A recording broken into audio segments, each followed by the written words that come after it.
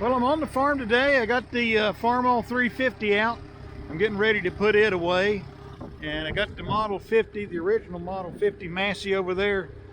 Massey Ferguson with the Hardy 5-foot bush hog. I'm getting ready to go up on the hill and do a little cutting while I still got some daylight. I need to put that away, but I thought, well, I was kind of out and about. I'd talk about 2023 predictions for hay, and I got to put some fuel in that thing. So last year was pretty unique in that fertilizer prices were so high, and you know, they're still pretty high, and we've debated about whether or not we're going to fertilize or not. I still haven't decided on that. But from a selling hay standpoint, my feeling is that there is a shortage of quality hay, and all we got left here is cow and goat hay, and it's really hard to compete with this stuff if you've got any kind of price on it. Basically, somebody's got to be in the neighborhood, it's got to be convenient, or they can't find anywhere else. So, you know, they come to you just because they just can't find hay anywhere else, and that's not a good way to do business.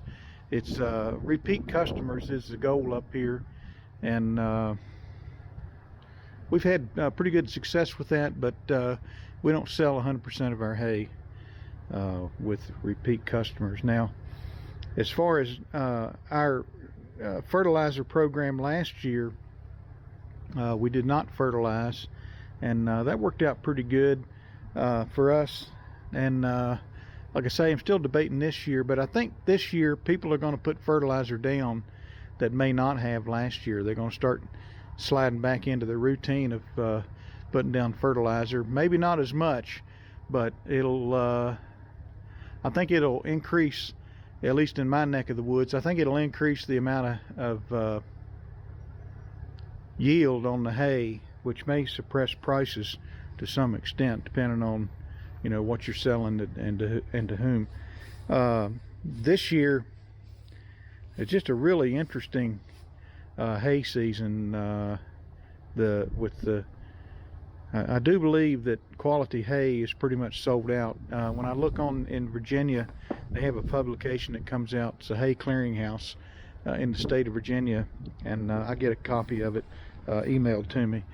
But and then I look at some of the Facebook Marketplace stuff, and a lot of the hay that's being sold that is of quality is coming in from it's being trucked in from out of state, and the prices on that hay are just unbelievably high. And you know, $14 for a square bale of hay or more is you know, is kind of a lot of the going rate on some of that stuff. And it's funny because, you know, people will browbeat me about our price, and we're nowhere near $14 a bale. But then other people, they just can't get it. They just can't have the hay purchased or delivered at, you know, at $14, and some of it's even higher than that. So the bottom line is if people had the money to spend in 2022 and here in the winter, January, February of 2023, if you had the money, you could buy hay, and so there was I can't remember what year it was. One year everybody was out of hay. People were coming from crazy distances to buy it from me, like in November, and that year was a true drought.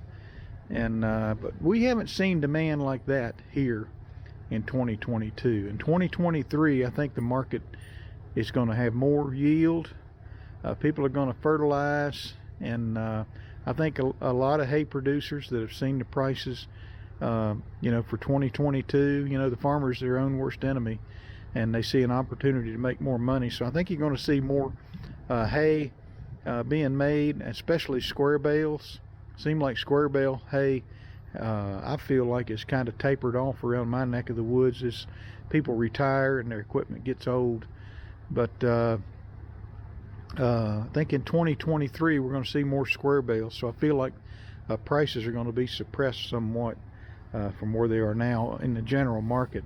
We're going to hold our hay prices, to the extent we can, but this hay right in here, I've always said it's money in the bank, but I kind of want to clear it out, get the cow and goat hay out of here, and these old squishy bottom bales. I want those things out, so I'm probably going to mark that hay down here at some point.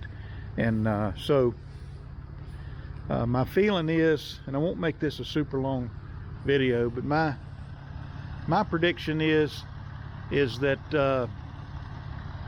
2023 we'll see more square bales, probably more round bales.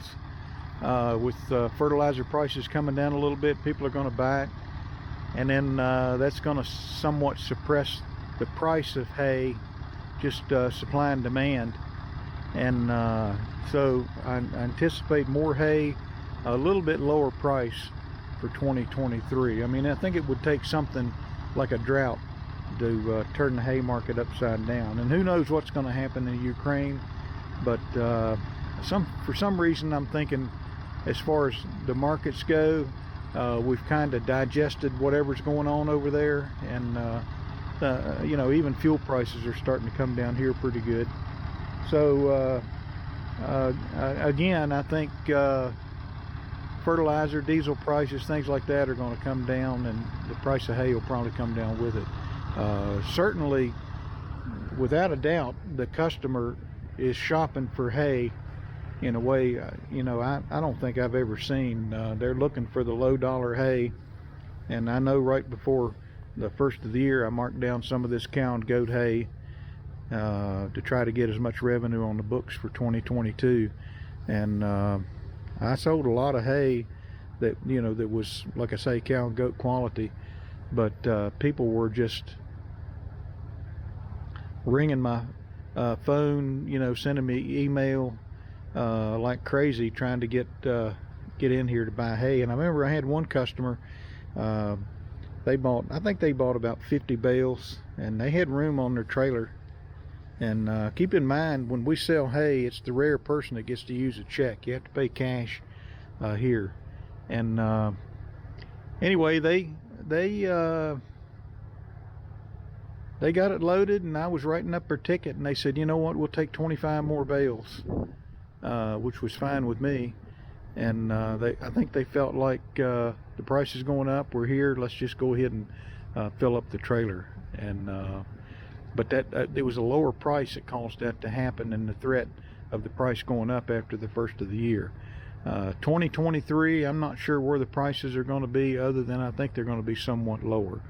But in some of these northern Virginia areas where you're just kind of held hostage to the hay producer, and that's probably not the right word for it, but you got your horse and your paddock, and the horse person, they don't have a baler and tractors and equipment, so they really don't have a whole lot of choice but to pay what the hay producers charge, especially up in those areas, and what the people trucking hay into Virginia are wanting to charge.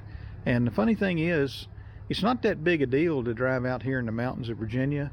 It might be a day trip, going and coming, but you're probably the money you'd save on my hay, even though our hay prices are higher compared to what you'd pay for hay delivered out of Pennsylvania. All of these horse people have a horse trailer that holds 2-4 horses, or they can borrow one, and you can get a lot of hay into those things, and a lot of times they don't think about it. I have to remind them, do you have a horse trailer? Because they say, we can't haul hay, but they can. They just never occurred to them that they can put it in a horse trailer.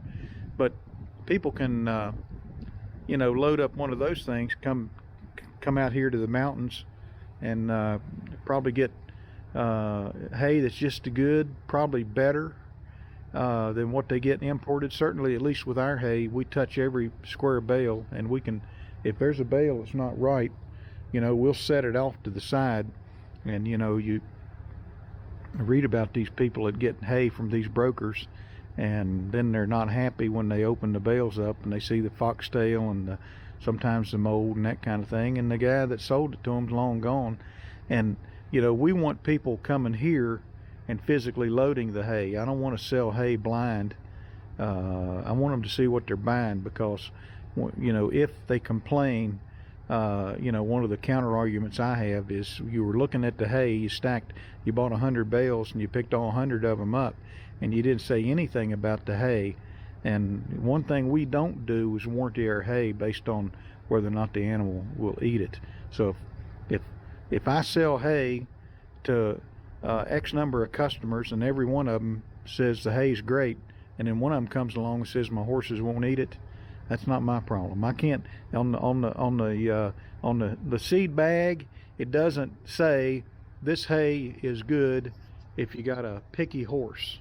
It doesn't say that. It just says it's Timothy hay, and so what am I supposed to do? I'm not going to give you money back. Just save yourself a trip back to the farm and put it on Craigslist, and you sell it. And so that's the one thing I don't warranty on hay. So again, probably a short video that's rambled into a long video, but 2023, I think we're going to see more hay, lower prices. So let me get the farm all pulled in here in the dry, and then I need to take the Massey 50 with the Hardy Bush Hog on the hill with what daylight I got left, and see if I can knock down some autumn olives. So hope you enjoyed the video. Feel free to comment, and we'll talk to you later.